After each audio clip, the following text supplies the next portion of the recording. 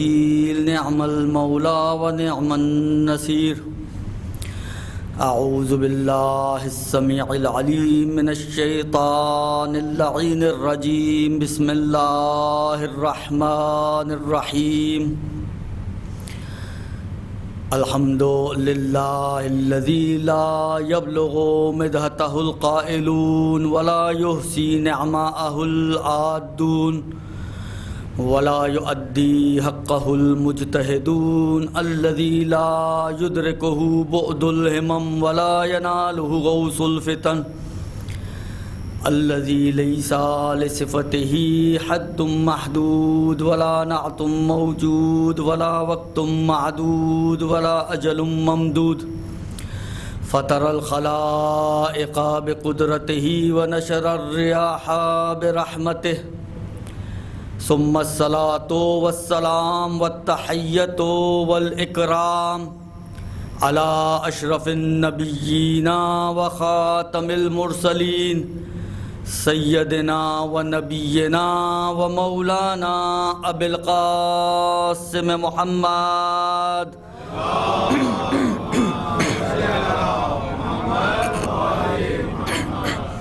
وعلى أهل بيته الطيبين الطاهرين المعصومين المظلومين الذين أذهب الله عنهم الرجس وطهرهم تطهيرا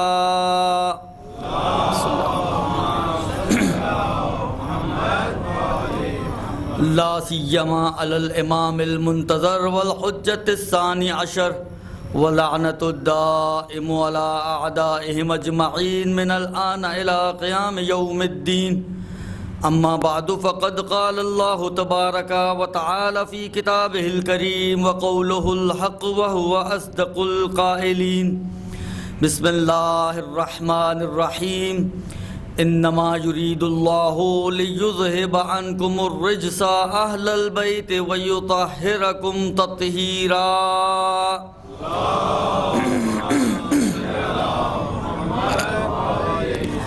بسم اللہ الرحمن الرحیم اللہم کل ولیک الحجۃ ابن الحسن صلواتک علیہ وعلی آبائہ فی هذه الساعة وفی کل ساعة ولیا وحافظا وقائدا وناصرا ودلیلا وعینا حتی تسکنہ ارضک طوعا وتمتعہ فیہا طویلا صلی اللہ علیہ وسلم. عزیزان محترم، جیسے کہ آپ لوگوں کو معلوم ہے ان مجالس کے لیے جس موضوع کو انتخاب کیا گیا ہے وہ زیارت جامعہ کی. اب شرح میں کیا عرض کروں، بہرحال زیارت جامعہ کی روشنی میں کچھ باتیں یہی کہہ سکتا ہوں میں صرف. اور اسی حوالے سے جو سرنامہ کلام کے لیے میں نے آیت کا انتخاب کیا ہے وہ سورہ مبارکہ احزاب کی 33ویں آیت، سورہ بھی 33واں، آیت بھی 33ویں سورہ کی 33ویں آیت جو آیت تطہیر کے نام سے مشہور ہے. اور بہرحال آپ مومنین بہت اچھی طرح اس آیت مبارکہ سے واقف ہیں.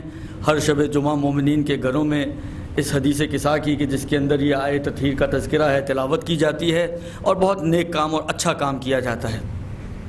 یعنی اس کے اوپر مداومت ہونی چاہیے. آپ کی خدمت میں عرض کروں، اب بات آئی اس لیے میں ایک جملہ صرف عرض کروں کہ آیت اللہ بہجت فقہا میں بھی ان کا نام ہے اور فقہا کے علاوہ عرفانیات سیر و سلوک اس لائن پہ بھی یہ گامزن اور بالآخر قم کی ابھی سمجھے 2 سال 2.5 سال 3 سال پہلے انتقال ہوا ہے. تو اپنے زمانے کی ایک عارف شخصیت مشہور تھے آیت اللہ بہجت، تقی بہجت. ان کے بارے میں نقل ہوا ہے کہ ان کے کسی شاگرد نے نقل کیا یا ان کے ساتھ اٹھنے بیٹھنے والوں نے نقل کیا. وہ فرماتے ہیں کہ آقا کہتے ہیں کہ اگر ایک محفل منعقد کی جائے، پاک و پاکیزہ محفل، اور اس میں اگربتیوں کو روشن کیا جائے اور اگربتی روشن کر کے اس پاک و پاکیزہ محفل میں بیٹھ کر اگر حدیث قصہ کی تلاوت کی جائے تو بعید نہیں ہے زمانے کا امام اس محفل میں تشریف لے آئے. ایک درود بھیج دیں محمد و آل محمد پر۔ تو اتنی بابرکت حدیث اور اسی کی جو اس میں موجود آئے تطہیر ہے، اس کو میں نے اسی موضوع کے انتخاب کے اعتبار سے سرنامے کے طور پہ پیش کیا۔ ترجمے کی محتاج نہیں ہے، لیکن بچوں کی خاطر ترجمہ کر دیتا ہوں۔ بڑے تو ماشاءاللہ سمجھتے ہیں کہ انما یرید اللہ لیذھب عنکم الرجس اہل البیت ویطہرکم تطہیرا۔ اے اہل بیت، ہم نے ارادہ کیا ہے کہ تم سے رجس کو، ہر طرح کی پلیدگی کو، ہر طرح کی کجی، نقص، اب جو بھی آپ معنی کریں کہ انشاءاللہ بعد میں بات آئے گی، اس کو تم سے دور کر دیں۔ ایسا دور کریں کہ جیسا دور کرنے کا حق ہے۔ اور آپ سوچئے، جب دور کرنے والا پروردگار عالم ہو، جو بے داغ ذات کا مالک ہو، بے نقص ہستی ہو، اور وہ یہ کہہ رہا ہے کہ ایسا پاک کیا جائے جیسا پاک کرنے کا حق ہے، تو وہ کیسا پاک کرے گا ان کو؟ کس مقام تک لے جائے؟ میں سمجھتا ہوں کہ ان کو جس مقام تک لے جائے وہ کم ہے، اس لیے کہ اس ہستی کی حد نہیں ہے، ایک لامحدود ہستی ہے کہ جو ان کو ایسا پاک کرنا چاہتی ہے جیسا پاک کرنے کا حق ہے۔ تو پھر کہاں تک لے جائے انسان سوچ نہیں سکتا۔ اور شاید یہی وجہ ہے کہ روایتوں میں یہ جملہ امام خمینی علیہ الرحمہ نے اپنی کتاب 40 حدیث کے اندر یہ روایت نقل کی ہے۔ 30ویں حدیث سے اوپر کی حدیثیں، اس میں کہیں مجھے یاد پڑتا ہے 32ویں 33ویں حدیث ہے، اب ایگزیکٹ نمبر یاد نہیں مجھے، لیکن اپنی کتاب 40 حدیث میں امام خمینی علیہ الرحمہ نے یہ روایت نقل کی ہے معصوم امام سے کہ مولا فرماتے ہیں کہ ہمیں ربوبیت کے مرحلے تک نہ لے کے جاؤ، ہمیں رب نہ بناؤ، رب بنائے بغیر جو کہنا ہے ہمارے بارے میں کہہ لو، کچھ غلو نہیں ہے۔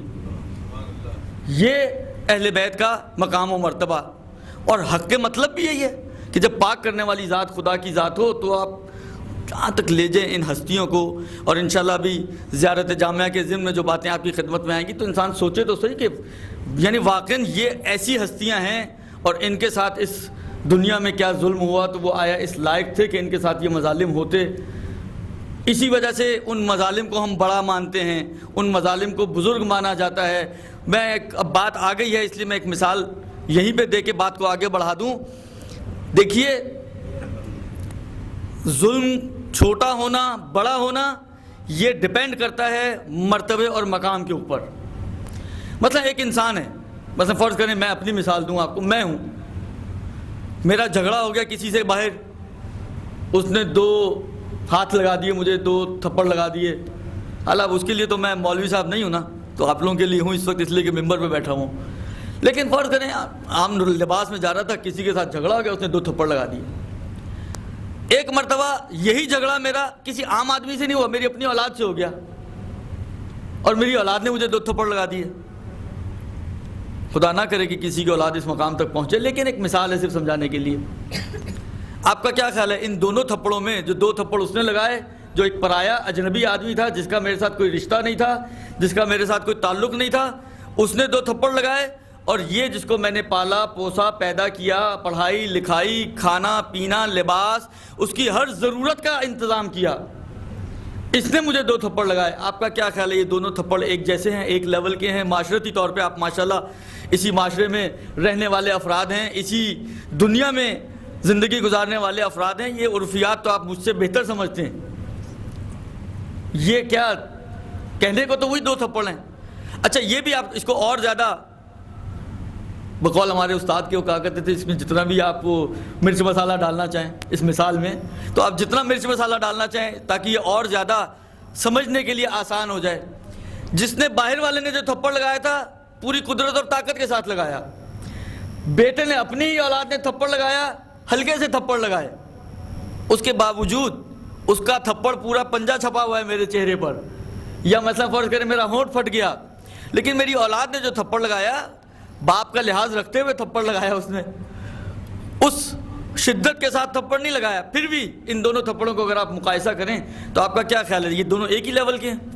یہ ہلکا ہے قوت اور طاقت کے اعتبار سے، وہ سنگین ہے قوت اور طاقت کے اعتبار سے، لیکن برائی اور قباحت کے اعتبار سے یہ زیادہ سنگین ہے، وہ کم سنگین ہے۔ قباحت کے اعتبار سے اولاد کا لگایا ہوا تھپڑ کم سنگین، زیادہ سنگین ہے ولو ہلکا تھا۔ پرائے کا لگایا ہوا تھپڑ اس کی قباحت کم ہے ولو تھپڑ شدید تھا. کیوں؟ اس لیے کہ جو نسبت بنتی ہے ان نسبتوں کا پاس ہوتا ہے. بحث نسبتوں کی آ جاتی ہے. میری اولاد کے ساتھ جو نسبت ہے اور میری اس پرائے کے ساتھ جو نسبت ہے اس کے ساتھ کوئی نسبت ہی نہیں ہے. اس کو میں نے پالا, اس کو میں نے پوسا, اس کو میں نے پیدا کیا, اس کے ہر اچھائی کا خیال رکھا, ہر اس کی آسائش کا خیال رکھا, اس کے منہ سے بات بعد میں نکلی اس کو میں نے پہلے پورا کیا اور اسی نے مجھے تھپڑ لگا دیا. معاشرہ کیا کہے گا اس کو؟ یار تمہارا باپ تھا, تمہاری نعمتیں اسی کے ذریعے تھیں اور تم اسی کو تھپڑ لگا رہے ہو. اب یہی آپ سوچ لیجئے ارباب اعضاء کہ وہ اہل بیت اطہار کے جو واقعاً بمعنی واقعی, میں تو ایک ظاہری وسیلہ ہوں, وہ بمعنی واقعی ہماری نعمتوں کے منعم ہیں, ہمیں نعمتیں پہنچانے والے ہیں, منعم واقعی ہیں ہمارے لیے.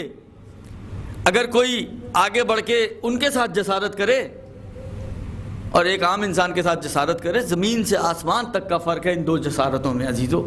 اس لیے کہ مقام و مرتبے کے اعتبار سے ان جسارتوں کی اور ان مظالم کی قباحت کم یا زیادہ ہوا کرتی ہے. تو یہ اسی بات کو سمجھانے کے لیے تاکہ کربلا کے واقعے کی شدت احساس کر سکیں ہم. صرف احساس ہے, اس سے زیادہ تو اور کچھ نہیں کروا سکتا میں, اس لیے کہ وقت بھی کم ہے, دن بھی کم ہے اور زیارت جامعہ تو ماشاءاللہ ایک لمبی زیارت ہے. تو کچھ چیزیں میں آپ کی خدمت میں عرض کروں گا, لیکن آج تمہیداً میں آپ کی خدمت میں یہ عرض کرنا چاہتا ہوں کہ بالآخر دیکھیے تاریخ اسلام کو اگر آپ اٹھا کے دیکھیں تو 1400 سال گزر چکے اس تاریخ اسلام کو. 1437ویں ہجری کا محرم آپ منا رہے ہیں, تو تقریباً 1450 سال یا 1436 سال اس تاریخ اسلام پر گزر چکے ہیں. اور اس تاریخ اسلام میں اس 1436 سالوں میں کئی واقعات پیش آئے, کئی حادثات, کئی سانحات, کئی انقلابات, کئی جنگیں, مختلف ادوار میں, مختلف مقامات پر, مختلف لوگوں کے ساتھ یہ ساری چیزیں وجود میں آئی ہیں. لیکن جو شدت واقعہ کربلا کی ہے, جو شدت عاشورہ کی ہے, وہ شدت کسی اور واقعے میں موجود نہیں ہے. اس شدید انداز کا واقعہ آپ کو پوری تاریخ اسلام میں کوئی اور نہیں ملے گا, اور شاید قیامت تک بھی نہ ملے, شاید قیامت تک بھی نہ ملے. یہ شاید میں نے صرف احتیاطاً کہا ہے, ورنہ شاید نہیں, یقیناً قیامت تک بھی نہیں ملے گا. جو خصوصیت اور جو شدت واقعہ کربلا کو حاصل ہے. ہم واقعہ کربلا کو یعنی اس کی شدت کے ہی نتائج ہیں, اثرات سمجھ لیں آپ کہ واقعہ کربلا کو ہر سال منایا جاتا ہے. ہر سال واقعہ کربلا کے منائے جانے کی شدت میں اضافہ ہوتا ہے. آپ مجلسوں کی کمیت, مجلسوں کی کیفیت, نیازیں, سبیلیں, جلوس, ماتمداریاں, ان سب کو آپ اگر دیکھیں تو ہر سال کچھ نہ کچھ اضافہ ہوتا چلا جاتا ہے. اب یہاں کا مجھے نہیں اندازہ, لیکن بہرحال کراچی کا تو میں کہہ سکتا ہوں, اور ہندوستان, اور اگرچہ حالات اتنے اچھے نہیں ہیں لیکن اس کے باوجود بہرحال بہن بھائی ہیں تو ادھر کے بھی حالات ویسے ہی ہیں جیسے ہمارے اپنے, یعنی بر صغیر کی عزاداری کم و بیش ایک جیسی ہے. اس لیے یہ کہا جا سکتا ہے بڑے اطمینان سے کہ اس بر صغیر میں تو بہرحال روز بروز اس عزاداری میں اضافہ ہوتا جا رہا ہے, ترقی ہوتی جا رہی ہے الحمدللہ. آپ دیکھیے, ایک چھوٹی سی مثال کے طور پہ عرض کروں, آپ کا کیا خیال ہے, یہ آج سے کچھ سال پہلے چلے جائیں, بہت زیادہ بھی نہ جائیں, کچھ سال پیچھے چلے جائیں, یہ کربلا کا عاشور, یہ کربلا کا اربعین کیا ایسا ہوتا تھا؟ یہ شدت ہوتی تھی اس میں؟ یعنی واقعاً اتنی تعداد مومنین کی کربلا میں موجود ہو, اتنی تعداد, یعنی اربعین تو میرا خیال ہے سب سے بڑا ایونٹ بن گیا اس اعتبار سے, یعنی مجمع کے اعتبار سے, یعنی ان میچبل مجمع ہوتا ہے اربعین کا. کسی بھی آپ اور چیز کے ساتھ اس کو میچ نہیں کر سکتے, کسی بھی چیز کے ساتھ میچ نہیں کر سکتے, اتنا بڑا مجمع ہوتا ہے وہاں پر. یہ سب سے بڑی دلیل ہے اس بات کی کہ کس انداز سے یہ عزاداریاں بڑھ رہی ہیں. اور میں اب تک 40 پہ تو نہیں گیا لیکن عاشور الحمدللہ کیا ہے میں نے وہاں پر. یعنی واقعاً یہ 10 دن وہ ہیں اگر کسی کے پاس 1 روپیہ بھی اس کی جیب میں نہ ہو تو امام حسین کا اتنا صدقہ ہے کہ وہ بھوکا نہیں رہے گا. کربلا میں اتنی نظر و نیاز ہے, اتنی سبیلیں ہیں. چائے چاہیے آپ کو چائے ملے گی, میٹھا چاہیے آپ کو میٹھا ملے گا, کھانا چاہیے آپ کو کھانا ملے گا, ناشتہ چاہیے آپ کو ناشتہ, یعنی جو چاہیے آپ کو وہ ملے گا. ایک انسان کی زندگی کی ضروریات یہی تو چیز ہے نا, صبح ناشتہ کرنا ہے, اس کو دوپہر کو کھانا کھانا ہے, رات کو کھانا کھانا ہے, درمیان میں 1-2 جگہ پہ چائے پینی ہے. اللہ اللہ خیر صلی اللہ, یہ سب اس کو ملے گا بغیر کسی پیسے خرچ کیے. یہ ساری چیزیں اس کو ملتی ہیں. اتنی نظر و نیاز ہے. یعنی آپ ایک اپنے ہوٹل سے حرم تک جائیں تو 10 جگہ پہ آپ کو روکا جاتا ہے نظر و نیاز کے لیے, چائے کے لیے, سبیلوں کے لیے. آپ کہاں سے کتنا پئیں گے اور کتنا کھائیں گے. تو یہ بڑھتے ہی چلی جا رہے ہیں. اور خدا کا فضل و کرم ہے اور خدا کا وعدہ بھی. اب میں ان بعض چیزوں میں ڈیٹیل میں نہیں جانا چاہ رہا, لیکن ایک چیز ہمیشہ ذہن میں رکھیں. میں 2 باتیں آپ کی خدمت میں عرض کرنا چاہتا ہوں اور اس کے بعد انہی کے ضمن میں کچھ باتیں اور پھر آج کی زحمت آپ کی تمام. دیکھیں یہ عزاداریاں, یہ ماتمداریاں, یہ جلوس, یہ ماتم, یہ مجلسیں, یہ محفلیں, یہ سب بڑھ رہی ہیں. لیکن 2 مطلب اہم ہیں, چاہے یہ اس شکل میں ہمارے اعمال ہوں یا نماز ہو, روزہ ہو, حج ہو اور دوسرے اعمال ہوں. کوئی بھی عمل انسان انجام دے اس میں 2 چیزیں بہت اہم ہیں کہ جن کو مد نظر رکھنے کی ضرورت ہے, جن کا خیال رکھنے کی ضرورت ہے. ایک پہلی چیز یہ کہ آپ اس بات کو ہمیشہ ذہن میں رکھیں, خود قرآن نے بھی اس بات کو کہا ہے کہ جو بھی کام آپ کر رہے ہو, آپ کل کے لیے جو کام بھیج رہے ہو, یعنی قیامت کے لیے جو چیز بھیج رہے ہو, آپ یہ دیکھو کہ آپ بھیج کیا رہے ہو. وَلْتَنْظُرْ نَفْسٌ بِمَا قَدَّمَتْ لِغَدٍ, سورہ حشر کی آیت, 18ویں آیت ظاہر. ان نفس کو سوچنا چاہیے, غور کرنا چاہیے, توجہ کرنی چاہیے کہ وہ جو بھیج رہا ہے وہاں پر لغدن یعنی قیامت کے دن کی. یہ اشارہ ہے, کنایہ ہے قیامت کے دن کے لیے کہ غدن جو قیامت کے لیے یہ بھیج رہا ہے, یہ کیا بھیج رہا ہے. اچھا یہاں پر اب کچھ تفصیلی نقطے بھی ہیں. نہیں کہا خدا نے کہ انظروا ما قدمتا یا ما قدمت, غور کرو جس کو تم بھیج رہے ہو. کہا نفسن کا لفظ استعمال کیا ہے, ولتنظر نفسن. علامہ طباطبائی علیہ الرحمہ المیزان میں ارشاد فرماتے ہیں کہ یہ جو نفسن کا لفظ استعمال کیا ہے, اب میں اس کی عربی گرامر اور ان چیزوں میں نہیں جانا چاہ رہا, جو مطلب انہوں نے بیان کیا وہ عرض کرنا چاہ رہا ہوں آپ کی خدمت میں. وہ یہ فرماتے ہیں کہ یہ جو نفسن کا لفظ استعمال ہوا ہے یہ اس لیے استعمال ہوا ہے یہاں پر کہ یہ اشارہ اس بات کی طرف کہ یہ کام اتنا مشکل ہے کہ ہر کوئی کرتا نہیں ہے کہ غور کرے کہ میں کر کیا رہا ہوں. ہم لوگ صرف کرتے ہیں آنکھیں بند کر کے, غور نہیں کرتے کہ ہم کیا کر رہے ہیں. ہم نماز پڑھتے ہیں, کتنی دفعہ ہم نماز کے بعد جب آپ نے کہا السلام علیکم ورحمۃ اللہ وبرکاتہ, اس کے بعد مثلا تاکیبات پڑھ لی, اب آپ بیٹھ کے غور کریں کہ آپ نے جو نماز پڑھی ہے تو کیسی نماز پڑھی ہے. کبھی غور کیا ہم نے, کبھی سوچا, ٹائم لگایا اس کے اوپر, چاہے 2 منٹ ہی لگائے ہوں, ہم نے یہ سوچا ہو کہ ہم نے یہ جو نماز پڑھی ہے کیسی نماز پڑھی ہے. روزہ بڑی مشکلوں سے وقت افطار آتا ہے, حالہ افطار کیا, بڑی جلدی افطار کیا, افطار کرنے کے بعد اب تو پیٹ میں چلا گیا کچھ, اب تو دماغ چلنا شروع ہوا. کبھی ہم نے غور کیا, سوچا کہ یہ جو روزہ آج ہم نے پورا دن گزارا روزے کی حالت میں, تو یہ روزہ ہم نے کیسا رکھا, خدا کی خاطر رکھا, غیر خدا کے لیے رکھا, کوئی اور غرض تھی, کیا غرض تھی اس کے پیچھے ہماری. سوچنا چاہیے, غور کرنا چاہیے. ولتنظر نفس, انسان کو نفس کو سوچنا چاہیے بما قدمت لغدن, کہ کیا چیز وہ کل کے لیے بھیج رہا ہے. اس چیز کی کیفیت کے اوپر غور کرنا چاہیے, اس چیز کی کوالٹی کے اوپر غور کرنا چاہیے. اس لیے کہ اسلام تو دینی کوالٹی کا ہے نا. سورہ مبارکہ ملک کی بالکل ابتدائی آیتوں میں پروردگار عالم نے واضح طور پہ پالیسی بتا دی کہ دیکھو مجھے احسن عمل چاہیے, مجھے اکثر عمل نہیں چاہیے. معیار احسن عمل ہے یعنی کوالٹی, معیار اکثر عمل نہیں ہے یعنی کوانٹٹی. کوالٹی چاہیے, کوالٹی کا ورک کرو, کم کرو لیکن کوالٹی ورک ہو. بہت ساری نمازیں ہوں لیکن کوالٹی کچھ نہ ہو.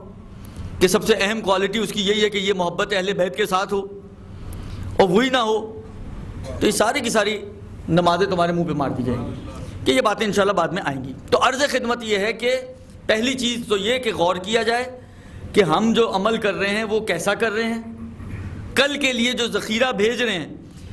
دیکھیں انسان کی ایک فطرت ہے، نیچر ہے، بالآخر مطلب فرض کریں مجھے گوشت ذخیرہ کرنا ہے، تو آپ کا کیا خیال ہے میں اٹھا کے کیبنٹ میں رکھ دوں گا اس کو؟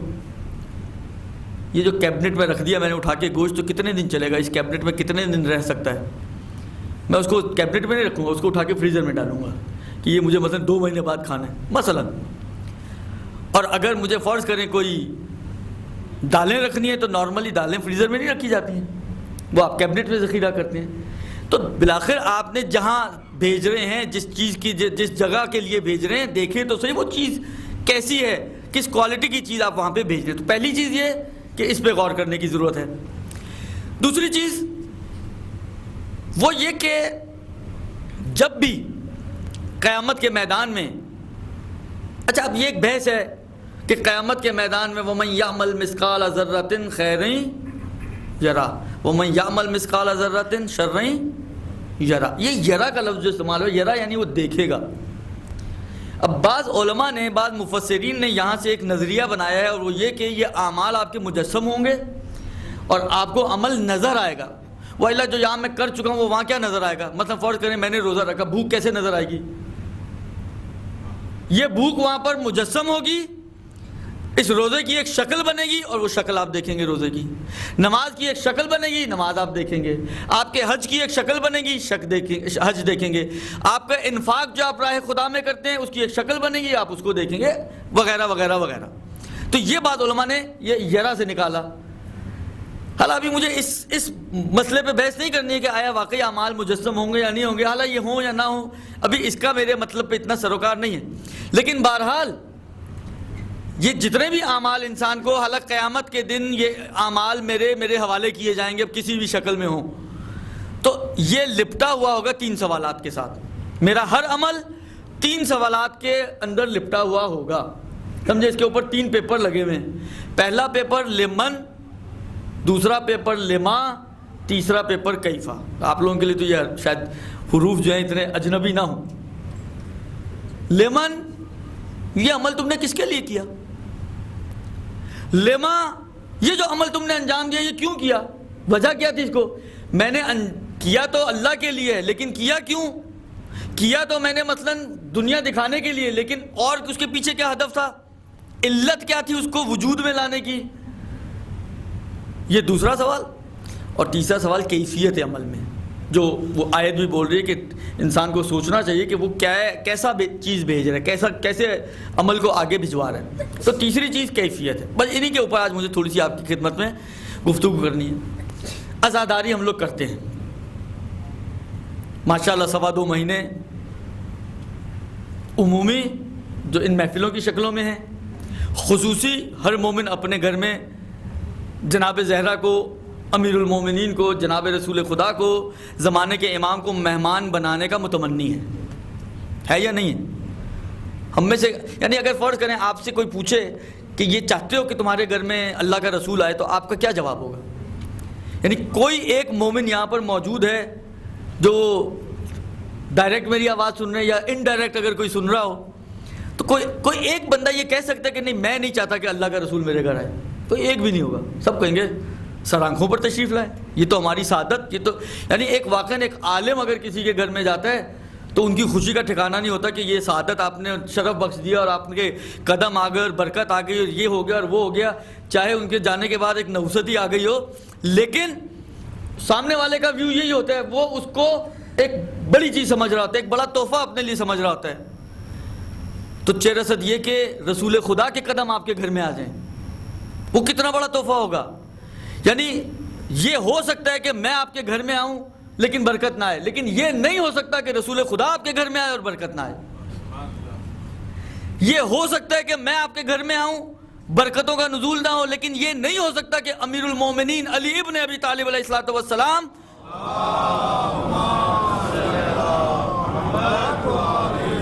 آپ کے گھر تشریف لائیں اور برکتیں نہ آئیں۔ یہ ہو سکتا ہے کہ میں آؤں کچھ نہ ہو، لیکن یہ نہیں ہو سکتا کہ فاطمہ زہرا آپ کے گھر میں آئے، برکتیں نہ آئیں، آپ کی مشکلات اور مصیبتیں آپ کے گھر سے نہ ٹل جائیں۔ یہ ہو سکتا ہے کہ میرے آنے سے کوئی اثر نہ ہو، لیکن یہ نہیں ہو سکتا کہ زمانے کا امام آپ کے گھر میں آئے اور آپ کی مشکلات ختم نہ ہوں، آپ کے گھر میں برکتیں نہ آئیں۔ چھٹے امام، امام جعفر صادق علیہ الصلوۃ والسلام۔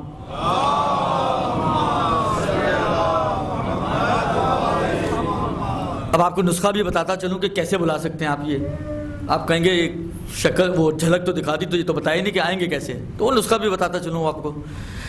چھٹے امام کی روایت ہے، فضل راوی ہیں۔ فضل چھٹے امام کی خدمت میں دن میں پہنچے۔ اچھا، اس روایت سے مجھے میں نے جب اس کو پڑھا تو مجھے ایسا فیل ہوا کہ یہ شخص ایسا شخص ہے کہ جو اکثر امام کے پاس آتا جاتا رہتا ہے، خاص طور پہ۔ بلکہ میری اپنی فیلنگ اگر آپ پوچھیں تو مجھے ایسا فیل ہو رہا ہے کہ ہر روز رات میں یہ امام کے پاس آتا ہے۔ جیسا بعض لوگوں کی عادت ہوتی ہے نا، نکلتے ہیں، کوئی سگریٹ پینے کے لیے نکلتا ہے، کوئی پان کھانے کے لیے نکلتا ہے، کوئی دوستوں کے ساتھ گیدرنگ کے لیے نکلتا ہے، کوئی مثلا علماء کی نشست کو پسند کرتا ہے، وہ جاتا ہے، جا کے علماء کے پاس جا کے بیٹھتے ہیں، ٹائم لگاتے ہیں۔ بعض علماء ہمارے ایسے ہیں معاشرے میں کہ جو راتوں کے شیر ہیں، تو وہ جا کے ان کے پاس گپے مارتا ہے۔ تو یہ بھی ایسا مجھے فیل ہوا اس روایت سے کہ یہ بھی امام کے پاس یا تو آتا جاتا رہتا ہے یا تقریباً ہر رات میں آتا ہے۔ لیکن اس دن رات میں نہیں پہنچا، اور دن میں امام کی خدمت میں جب پہنچا تو امام نے پوچھا، فضل تم رات کو کہاں تھے؟ رات کو نہیں آئے؟ اس جملے سے مجھے یہ فیل ہوتا ہے، یہ بھی بتا دوں آپ کو میری فیلنگ کہاں سے آئی۔ اس جملے سے فیل ہوا کہ فضل تم رات کو کہاں تھے؟ رات کو نہیں آئے۔ فضل کہتے ہیں، مولا ہمارے دوستوں میں سے ایک شخص تھا جس نے پہلی محرم کا چاند دیکھ لیا تھا، تو اس نے پہلی محرم کی مناسبت سے اپنے گھر میں مجلس عزا رکھی تھی، ہم وہاں پرسے کے لیے چلے گئے، ماتم اور تعزیت اور رونے رلانے کے لیے چلے گئے۔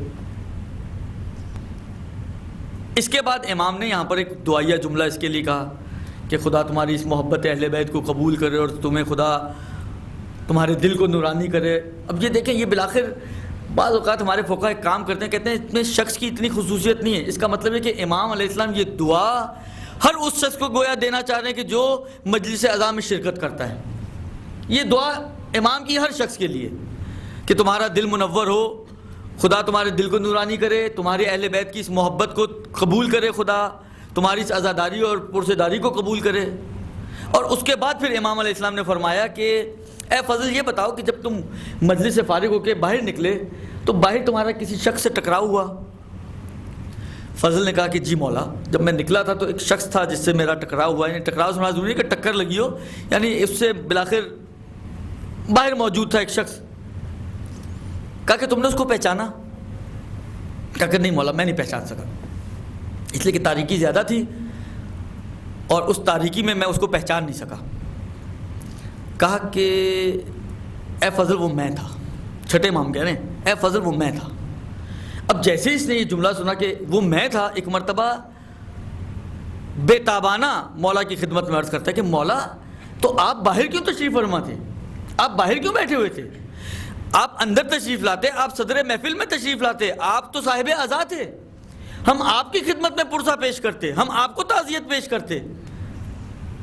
جب یہ جملہ سنا ایک مرتبہ میرے مولا کہتے ہیں کہ دیکھو میں جب آیا اور اندر داخل ہونے لگا تو میں نے دیکھا صدر مجلس میں رسول خدا تشریف فرما ہے، میں نے دیکھا صدر مجلس میں امیر المومنین تشریف فرما ہے، میں نے دیکھا صدر مجلس میں فاطمہ زہرا تشریف فرما ہے۔ یہ تینوں ہستیاں صدر مجلس میں تشریف فرما ہیں اور یہ تینوں ہستیاں حسین کے غم میں آنسو بہا رہی ہیں اور گریہ کر رہی ہیں اور ماتم داری کر رہی ہیں، عزا میں مصروف ہیں ان کی، لہذا اس وجہ سے میں آگے نہیں بڑھا اور اندر داخل نہیں ہوا۔ تو عزیزو یہ روایت بہت واضح طور پر یہ بتا رہی ہے کہ اگر آپ بھی یہ چاہیں کہ آپ کے گھر میں ان ہستیوں کا چکر لگے۔ اچھا اب میں ایک جملہ اور آپ کی خدمت میں ہدیہ کرنا چاہتا ہوں۔ درود کے بارے میں ایک روایت ہے کہ اپنی دعاؤں کی ابتدا اور انتہا دونوں میں درود پڑھو۔ یہ ایک روایت ہے کہ جب آپ کوئی دعا خدا کی بارگاہ میں پیش کرنا چاہیں تو ابتدائی دعا میں بھی درود پڑھیں اور جب دعا ختم ہو جائے تو انتہائی دعا میں بھی درود پڑھیں۔ اور اس کا ایک فلسفہ بیان کیا ہے روایتوں نے، کہتے ہیں اس کی وجہ یہ ہے کہ یہ نہیں ہو سکتا کہ کیونکہ درود بھی ایک دعا ہے، پروردگار عالم اول اور آخر دعا کو تو مان لے، قبول کر لے، اور درمیان کی دعا کو رد کر دے، یہ نہیں ہو سکتا۔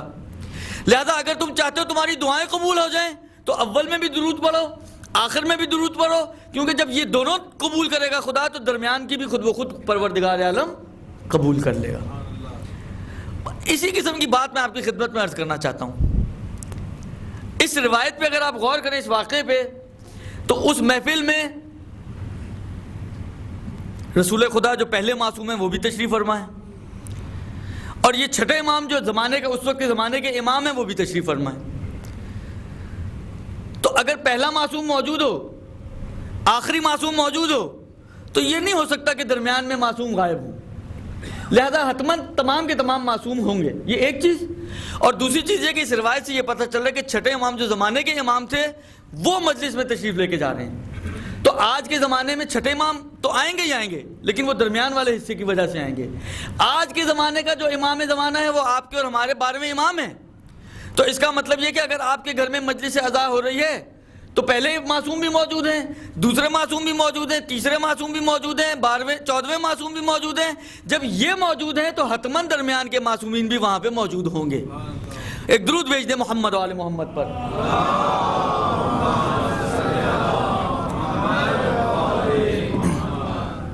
تو عزیزو، اگر آپ چاہتے ہیں کہ آپ کے گھر میں یہ بابرکت قدم آئیں، اہل بیت کی ہستیاں آپ کے گھر میں تشریف لائیں، تو مجلس عزا برپا کریں۔ اچھا، اب بالآخر معاشرہ ہے، دنیا ہے، بعض چیزوں میں یہ باتیں قابل غور ہیں جو میں آپ کی خدمت میں عرض کر رہا ہوں اس تمہید میں، کیونکہ یہ سارے ہمارے عمل کے اوپر امپیکٹ آتا ہے ان ساری چیزوں کا، کہ ہمارا عمل کیسا ہے۔ کیونکہ دنیا ہے، لہٰذا یہ مشکلات ہیں، اس دنیا کی کچھ مشکلات دیکھیں، ہم دنیا میں ہیں تو اس کی کچھ آفتیں تو آنی ہے نا ہمارے اوپر، ہم ہوں بھی اس کے اندر اور آفتیں نہ آئیں، یہ ذرا مشکل کام ہے۔ معصومین ہوں تو سمجھ میں آ سکتا ہے، لیکن بالآخر ہم جیسے خاکی لوگ مشکل ہے کہ اس دنیا کی آفتوں میں مبتلا نہ ہوں۔ لہذا ہو جاتا ہے کہ بعض اوقات ہم مجلسوں میں جاتے ہیں صرف نیاز دیکھ کے، بعض اوقات ہم مجلسوں میں جاتے ہیں صرف ذاکر دیکھ کے، بعض اوقات ہم مجلسوں میں جاتے ہیں نہ نیاز دیکھتے ہیں نہ ذاکر دیکھتے ہیں رکھنے والا کون ہے۔ یہ آفت ہے ہماری مجلسوں کی، یہ ہمارے عمل کی آفت ہے۔ آپ مجھے یہ بتائیں کہ ہم مجلس میں فاطمہ زہرا کی خاطر جانا چاہتے ہیں یا مثلا XYZ کی خاطر جانا چاہتے ہیں؟ ہم مجلس میں فاطمہ زہرا کو پرسہ دینے کے لیے جانا چاہتے ہیں یا ہم یہ چاہتے ہیں کہ نہیں مجلس میں نیاز اچھی ہو تو ہم جائیں گے؟ نیاز کی ایک اہمیت ہے، وہ اپنی جگہ پر ہے، لیکن نیاز مگر کیا ہدف ہے مجلس کا؟ مجلس کا ہدف رضائے زہرا ہونی چاہیے، مجلس کا ہدف رضائے معصومین ہونی چاہیے، مجلس کا ہدف اہل بیت کی خوشنودی ہونا چاہیے، نہ یہ کہ پڑھنے والا کون ہے، اچھا فوز صاحب ہیں، چلیں آخر میں آ جائیں گے ماتم کے لیے یا مثلا فرض کریں نیاز کرنے کے لیے۔ رکھنے والا کون ہے؟ اچھا رکھنے والے سے بھی بعض لوگ نیاز کا بھی اندازہ، ایک سوال کرتے ہیں ایک تیر میں 2 شکار کھیلتے ہیں، رکھنے والے کا پوچھ کر دونوں چیزوں کا اندازہ لگا لیتے ہیں کہ رکھنے والا کون ہے، وہ کتنا سوشل آدمی ہے، کس سٹیٹس کا آدمی ہے، پلس یہ کہ اس کے گھر میں پھر نیاز بھی کیسی ہوگی۔ تو یہ 2 اسباب ایک ساتھ ہی جمع ہو جاتے ہیں، آنے کے یا نہ آنے کے۔ عزیزو یہ چھوڑ دیں ان چیزوں کو۔ کیوں کر رہے ہیں عمل؟ جب آپ کا عمل، جب آپ کی یہ عزاداری قیامت کے میدان میں آپ کے سامنے آئے گی تو یہ لپٹی ہوئی ہوگی اس سوال کے کہ آپ اس مجلس میں کیوں گئے۔ اب کیوں کا جواب آپ خود نکال لیں، ورنہ آپ نے نکال لیں گے تو پروردگار عالم نکال کے آپ کے حوالے کر دے گا۔ میں لوگوں سے تو چھپا سکتا ہوں مگر خدا سے نہیں چھپا سکتا۔ لہذا کوشش کریں کہ اپنی عزاداریاں اپنے گھروں میں قائم کریں، نہیں آتے لوگ نہ آئیں۔ آپ کی اگر نیت یہ ہے کہ آپ نے اس مجلس کے ذریعے رسول خدا کو بلانا ہے، آپ نے اس مجلس کے ذریعے امیر المومنین کو بلانا ہے، آپ نے اس مجلس کے ذریعے فاطمہ زہرا کو بلانا ہے، یقین مانیں کوئی آئے یا نہ آئے یہ ضرور آئیں گے۔ کوئی آئے یا نہ آئے، 10 آدمی بیٹھے ہوئے کوئی مسئلہ نہیں ہے، یہ 10 آدمی ایک طرف، یہ 14 معصومین ایک طرف، یہ 10 بھی نہ آتے تو وہ آ جاتے۔ تو آپ اپنا کام انجام دیں، آپ عزاداری رکھیں صرف اسی غرض کی خاطر کہ یہ ہستیاں آپ کے گھر میں آئیں، آپ کے گھر میں برکت آئے، حسین کا ذکر ہو آپ کے گھر میں، آپ کے گھر میں آپ کا گھر امام بارگاہ بن جائے۔ اس نیت سے آپ ضرور بھی ضرور چھوٹے پیمانے پہ، بڑے پیمانے پہ، جس پیمانے پر آپ خالص مجلس رکھ سکتے ہیں وہ ضرور رکھیں، جس پیمانے پہ۔ اس میں کیلو کالو ہیلو حجت میں نہ پڑے، یار لوگ نہیں آتے، یار لوگ نیازوں کے چکر میں ہوتے ہیں۔ آپ لوگوں کو چھوڑ دیں، آپ جن کو بلانا چاہتے ہیں وہ ضرور آئیں گے۔ آپ اپنا کام کریں، باقی کام اللہ کا ہوتا ہے۔ ہمیں اپنا کام انجام دینا، ہمیں اپنی ذمہ داری انجام دینی، ہمیں اپنی ڈیوٹی انجام دینی ہوتی ہے۔ تو ہر عمل 3 سوالوں سے لپٹا ہوا ہوگا۔ لمن، کس کے لیے انجام دیا۔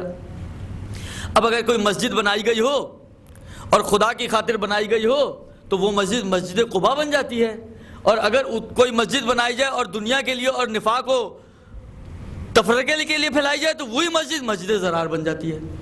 ایک مسجد کو خدا اہمیت دے رہا ہے۔ سورہ مبارکہ توبہ کی 107ویں اور 108ویں آیت خود گھر جا کے آپ دیکھ لیجئے گا، دونوں مسجدوں کا تذکرہ اس میں موجود ہے۔ ایک کی خدا تجلیل کر رہا ہے، ایک کو پروردگار عالم بڑا بنا رہا ہے، اور دوسری مسجد کو مسجد زرار قرار دے رہا ہے، اس کو منہدم کرنے کا حکم دیا جا رہا ہے، اس کو توڑنے کا حکم دیا جا رہا ہے۔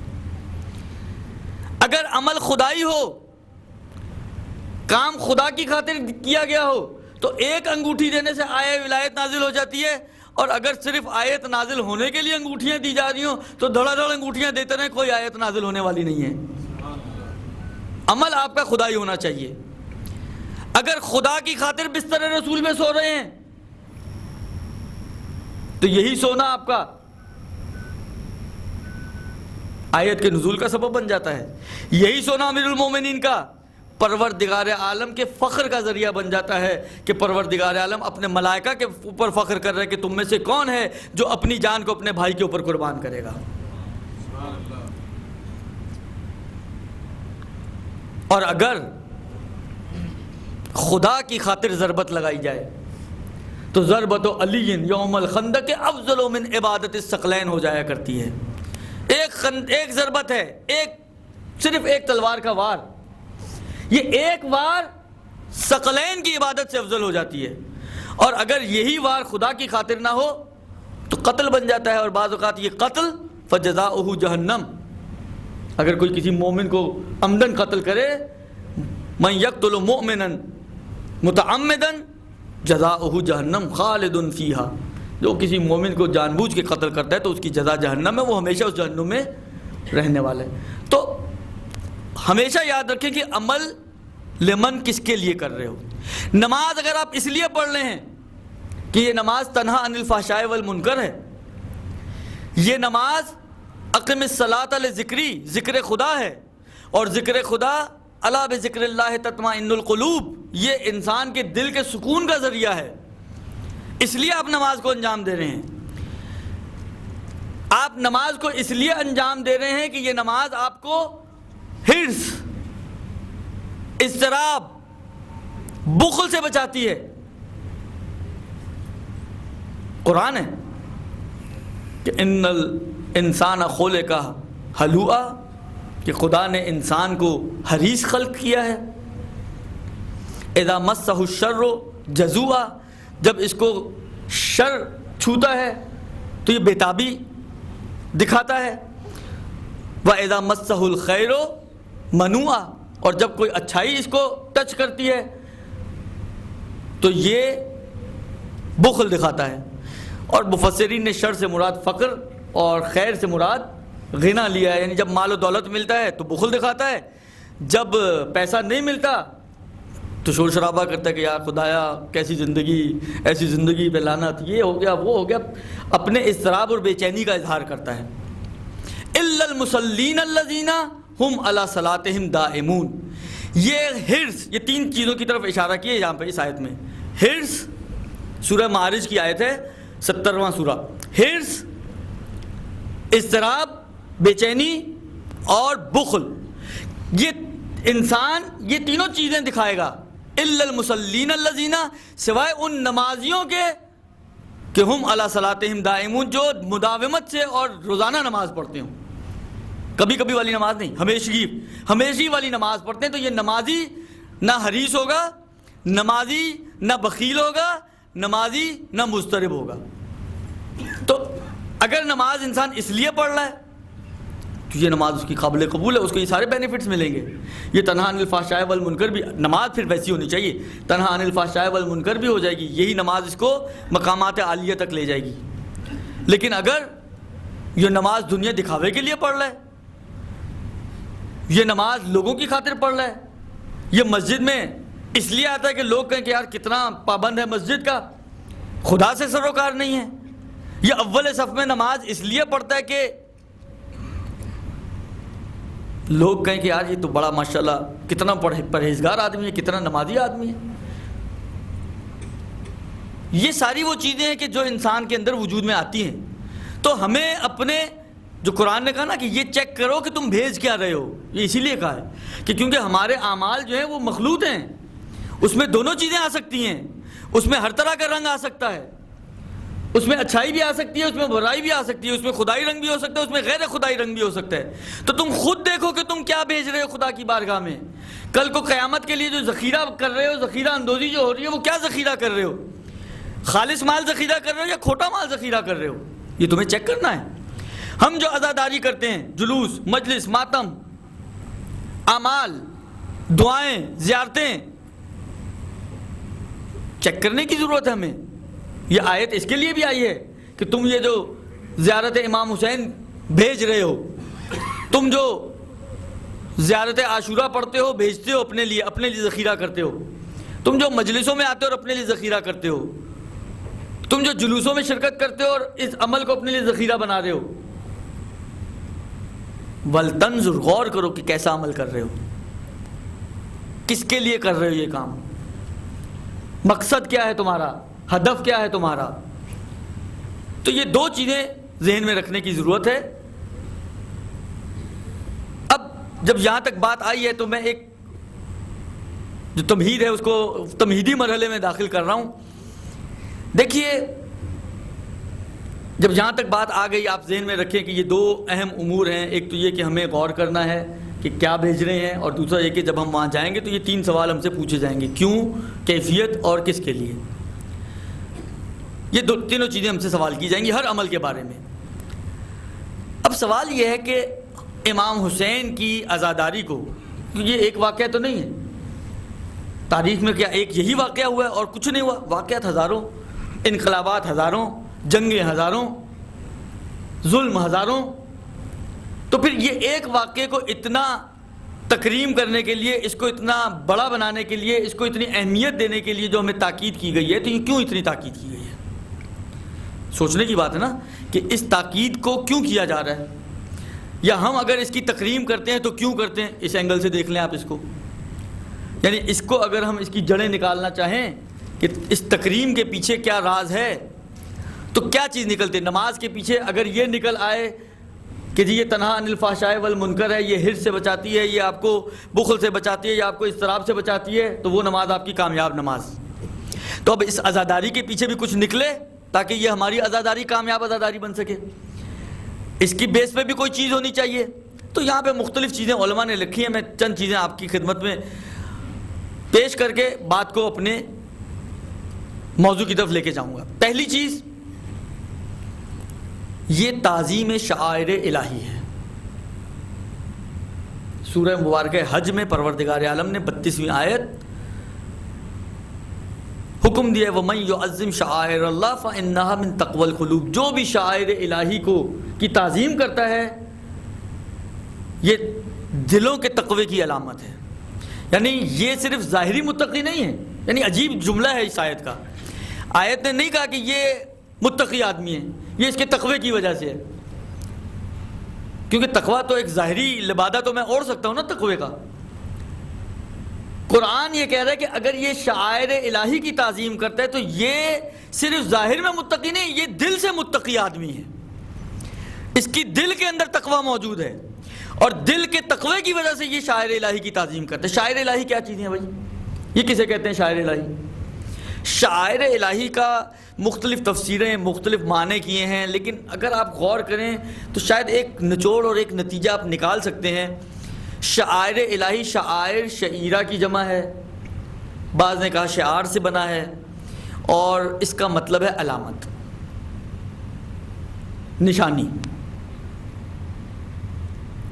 شعائر اللہ یعنی اللہ کی نشانی، یعنی وہ چیز جو آپ کو اللہ کی طرف لے جائے، وہ چیز جو آپ کو خدا کی عبادت کی طرف لے جائے، وہ چیز جو آپ کو خدا تک پہنچا دے، تو وہ ساری چیزیں شاعر الہی کے اندر داخل ہو جاتی ہیں۔ اب اگر آپ اسی قرآن کو سورہ مبارک، اب وقت کیونکہ ویسے ایک فائدہ ہو سکتا ہے، 2 گھڑیاں لگی ہوئی ہیں سامنے، تیسری کو اگر میں چھوڑ دوں تو، اور دونوں میں 5 منٹ کا فرق ہے، تو یہ مجھے فائدہ دے سکتے ہیں کہ اگر 5 منٹ زیادہ پڑھنی ہو تو میں اس پہ دیکھوں، اور 5 منٹ کم پڑھنی ہو تو پھر اس کو دیکھوں میں۔ ایک درود بھیج دیں محمد والے محمد پر۔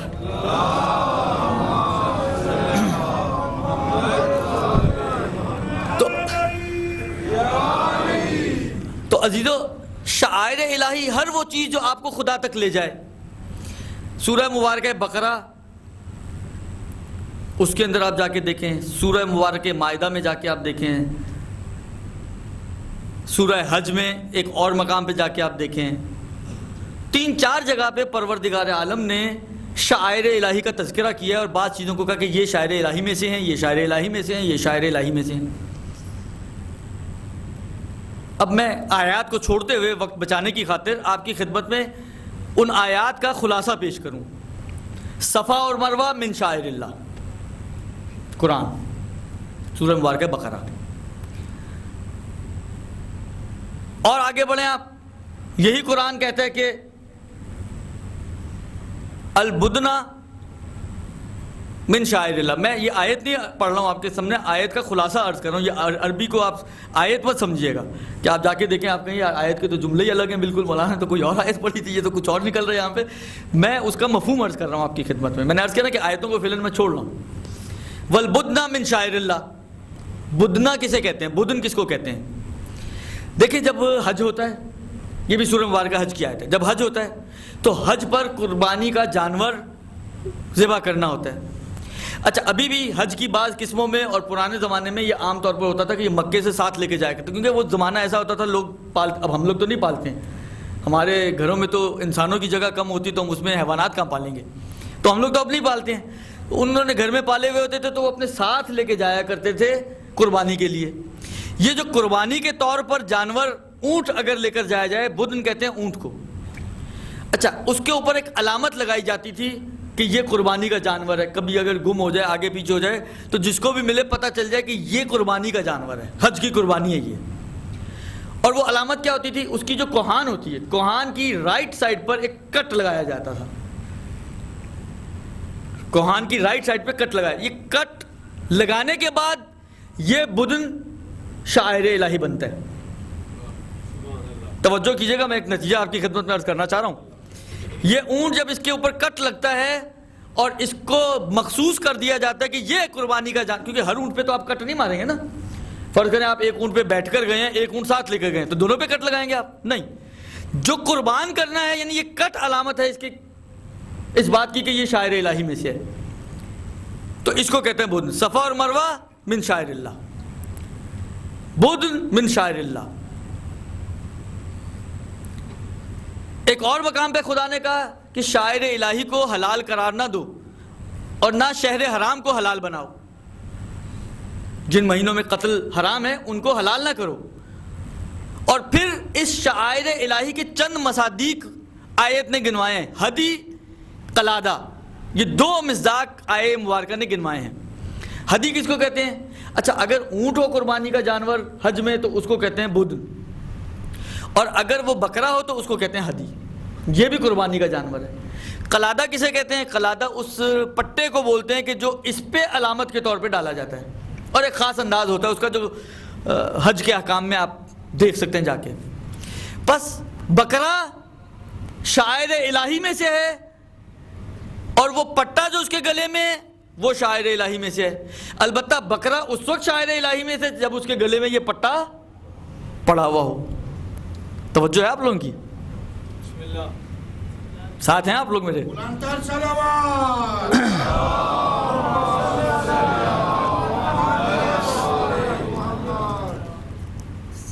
بدن علامت کٹ لگنے سے پتہ چلتا ہے یہ شاعر الہی میں سے ہے. اگر یہ کٹ نہ ہو تو اس اونٹ کو کوئی شاعر الہی میں سے نہیں شمار کرتا. حیوان بکرا اگر اس کے گلے میں قلادہ ہو تو یہ شاعر الہی میں سے کاؤنٹ ہوگا اور پھر اس کو مس یوز نہیں کیا جا سکتا, یہ حج میں ہی قربان ہوگا.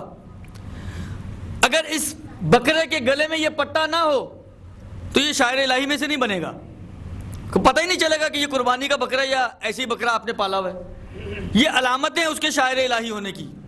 تو عزیزو, اس کا مطلب یہ ہوا کہ ان 2-3 آیتوں کو اگر آپ غور کریں, پہاڑیاں شاعر الہی ہو سکتی ہیں, حیوانات شاعر الہی ہو سکتے ہیں. توجہ ہے, حیوانات شاعر الہی ہو سکتے ہیں, مگر کب ہوتے ہیں؟ ہر حیوان شاعر الہی میں سے نہیں ہے. حیوان اپنی خاص شکل میں آنے کے بعد شاعر الہی میں بن جاتا ہے, چاہے وہ اونٹ ہو چاہے وہ بکرا ہو. پہاڑی صفا اور مروہ اس ہاجرہ کے بھاگنے سے پہلے بھی یہ پہاڑیاں موجود تھیں, مگر اس وقت وہ شاعر الہی میں سے نہیں تھیں. ہاجرہ کے بھاگنے کے بعد یہ پہاڑیاں شاعر الہی میں بن گئیں اور داخل ہو گئیں. تو عزیزو, اگر پہاڑیاں شاعر الہی ہو سکتی ہیں, اگر پٹا شاعر الہی ہو سکتا ہے, اگر بکرا اور اونٹ شاعر الہی ہو سکتا ہے, تو کیا اہل بیت رسول شاعر الہی نہیں ہو سکتے؟ کیا اہل بیت رسول ہمیں خدا تک پہنچانے والے نہیں ہو سکتے؟ کیا اہل بیت سے منسوب تبرکات شاعر الہی نہیں ہو سکتے؟ بھائی ذوالجناح ہر گھوڑا شاعر الہی نہیں ہے. توجہ کیجئے گا عزیزو, ہر گھوڑا شاعر الہی نہیں ہے, جس طرح ہر اونٹ شاعر الہی نہیں ہے. جب اونٹ پہ کٹ لگتا ہے تو وہ شاعر الہی بنتا ہے. اسی طرح جب گھوڑے کے اوپر آپ زیورات ڈال کے اس کو نسبت دیتے ہیں امام حسین کے ساتھ, تو اس وقت وہ شاعر الہی میں شامل ہوتا ہے. بغیر زیورات کے گھوڑا گھوڑا ہے, ان زیورات کے بعد وہ ذوالجناح شاعر الہی ہو سکتا ہے. لکڑی اگر لکڑی ہی کی شکل میں ہو وہ شاعر الہی نہیں ہے, لیکن جب یہ لکڑی تابوت کی شکل اختیار کر لیتی ہے تو یہ تابوت شاعر الہی بن سکتا ہے. علم لکڑی اور کپڑا ہو خالی, وہ شاعر الہی میں سے نہیں ہے. جب یہ علم کی شکل اختیار کرتا ہے اور غازی عباس کا علم بن جاتا ہے تو یہ شاعر الہی ہو سکتی ہے. اب اگر کوئی اس تابوت کی, اس علم کی, اس ذوالجناح کی اور ان تبرکات کی تعظیم کرتا ہے تو قرآن کا کہنا یہ ہے کہ وَمَن يُعَظِّمْ شَعَائِرَ اللَّهِ فَإِنَّهَا مِن تَقْوَى الْقُلُوبِ, جو ان کی تعظیم کرتا ہے اس کا مطلب یہ ہے کہ وہ دل سے متقی انسان ہے. ایک درود بھیج دے محمد و آل محمد پر.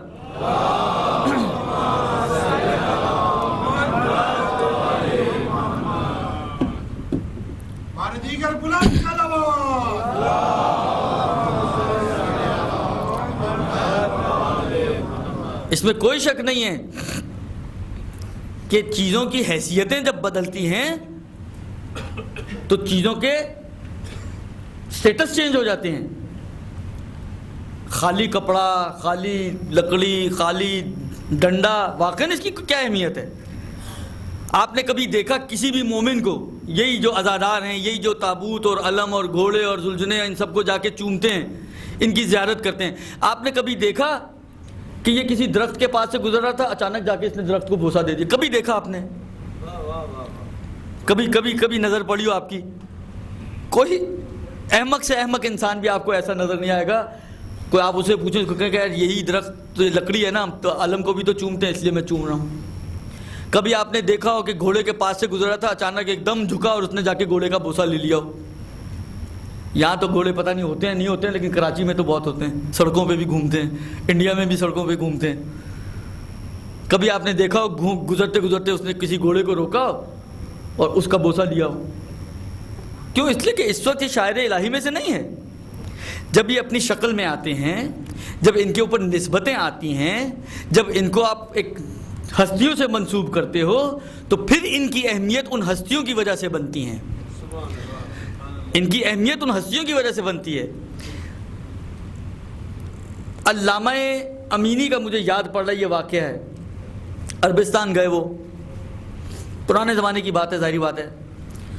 آپ کو پتہ ہے کہ بالآخر ہم ذریعے مقدس رسول خدا کو نہیں چوم سکتے. چوم سکتے ہیں؟ کسی نے آج تک چومی ہے؟ سب کو معلوم ہے نہیں چوم سکتے.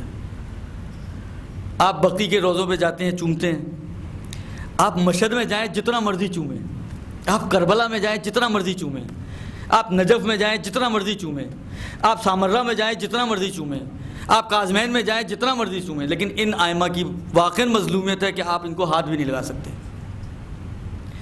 اور ان کی تو مظلومیت ہے ہی ہے، انہوں نے تو حیّن و میتن مظلومانہ زندگی گزاری ہے، لیکن ہمارے لیے کتنا بڑا امتحان ہے، ایک مومن کے لیے کتنی بڑی آزمائش ہے کہ میرے سامنے رسول خدا کی ذریعہ ہو مگر میں ہاتھ لگانے کے لیے پابند ہوں، نہیں لگا سکتا۔ میرے سامنے فاطمہ زہرا کا گھر ہو، میں اس کو جا کے ہاتھ نہیں لگا سکتا۔ میرے سامنے حسن مجتبیٰ کی قبر ہو، میں اس کو ہاتھ نہیں لگا سکتا۔ کتنا کٹھن امتحان ہے ایک مومن کا، کتنا کٹھن امتحان ہے۔ تو یہ بزرگوار جو ہے حج کے موقع پہ موجود تھے، تو بادشاہ وقت نے جو بھی تھے انہوں نے تمام علماء کی دعوت کی، کیونکہ مشہور شخصیت تھے، شناسہ آدمی تھے، ان کو بھی بلایا گیا دعوت پر۔ اچھا، یہ جاتے ہوئے اپنے ساتھ ایک قرآن مجید جو ایک بکری کے کھال کے جزدان میں ڈالا ہوا تھا وہ ساتھ لے کر گئے، تحفہ لے کر جاؤں، خالی ہاتھ نہ جاؤں۔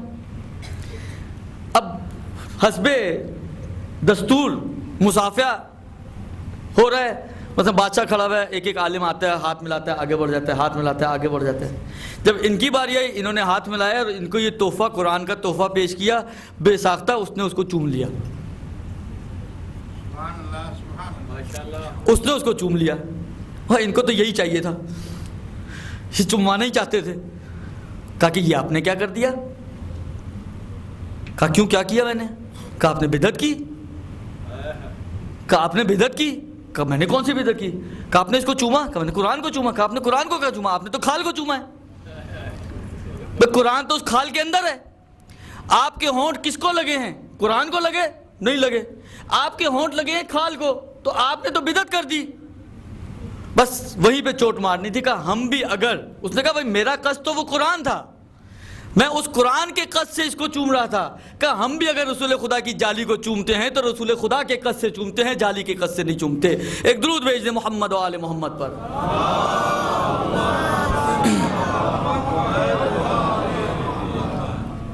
تو عزیزو، قصد سے، نسبتوں سے حیثیتیں بدل جایا کرتی ہیں۔ آپ اگر قرآن کے جزدان کو اس نیت سے چومیں کہ جناب آپ قرآن کو چوم رہے ہیں تو آپ کے لیے صحیح، ہم اگر رسول خدا کی ذریعہ کو اس نیت سے چومیں کہ ہم رسول خدا کو بوسہ دے رہے ہیں تو ہمارے لیے ناجائز۔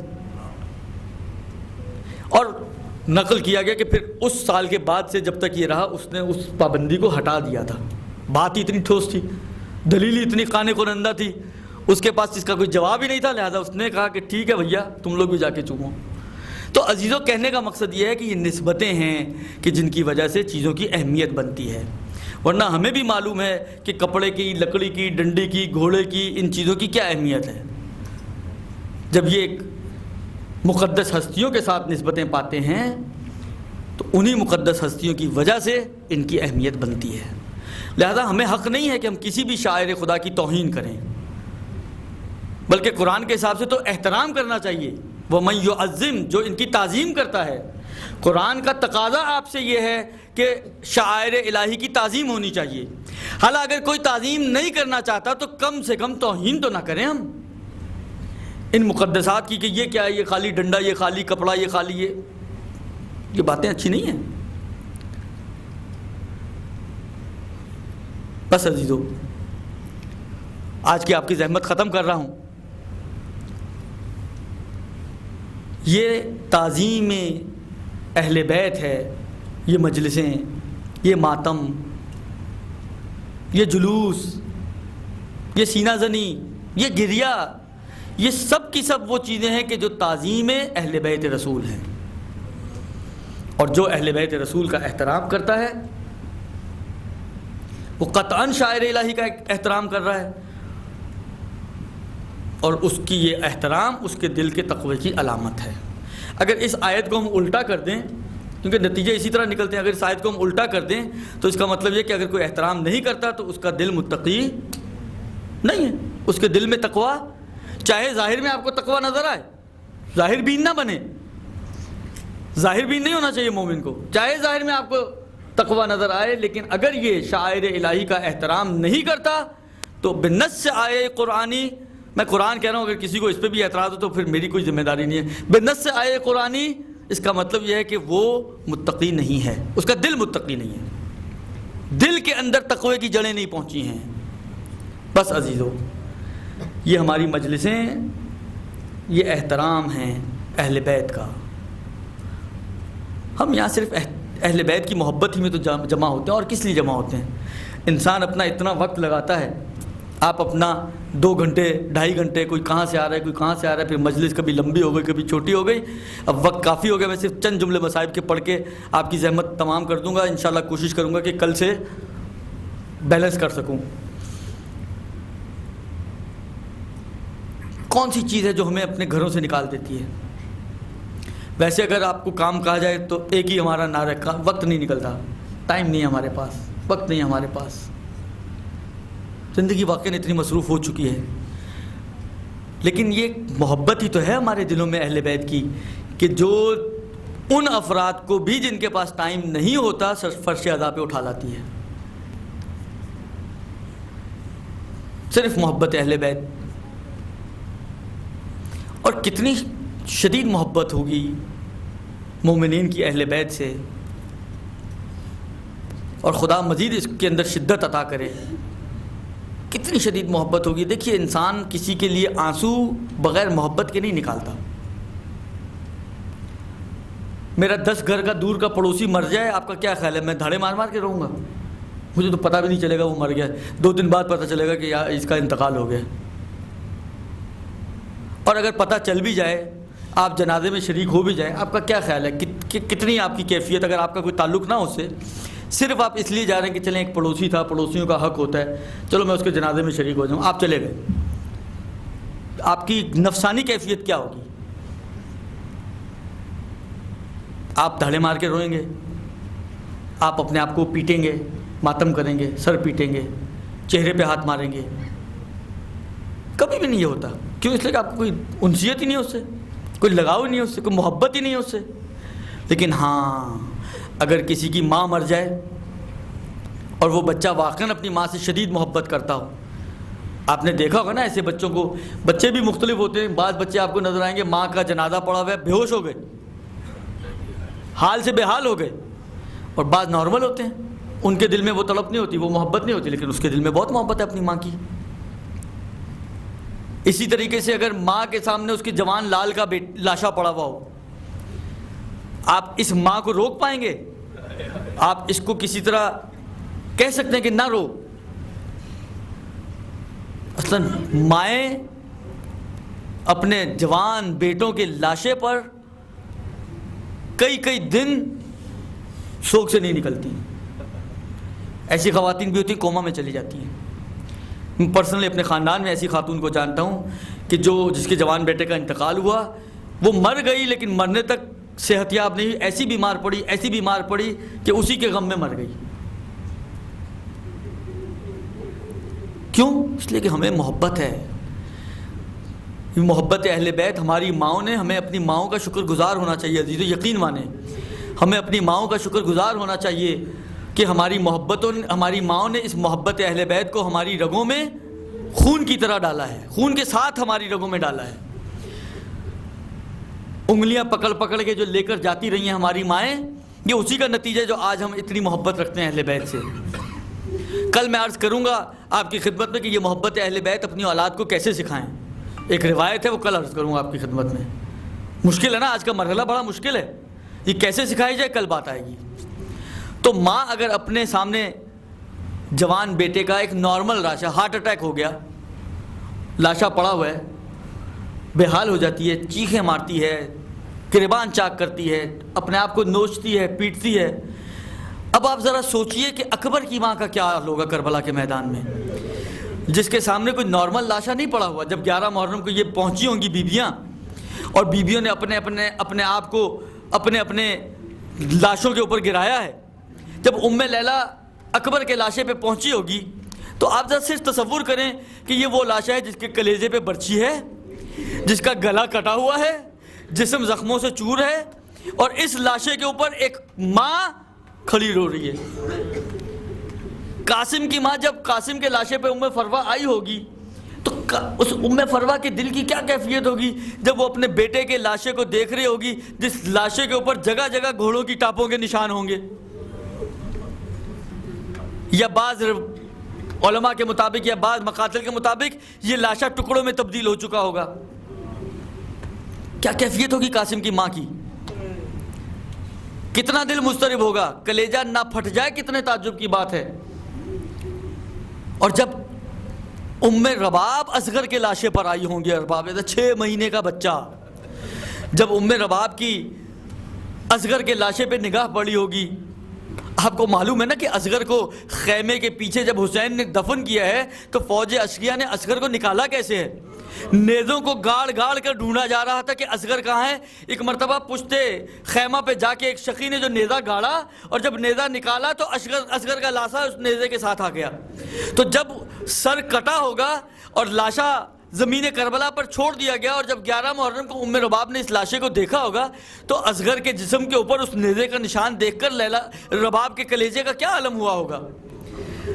اس 6 مہینے کے بے سر کے لاشے کو دیکھ کے جس کی گردن موجود نہ اور نو کے نیزہ پہ گردن بلند ہو، ام رباب کا کیا عالم ہوگا۔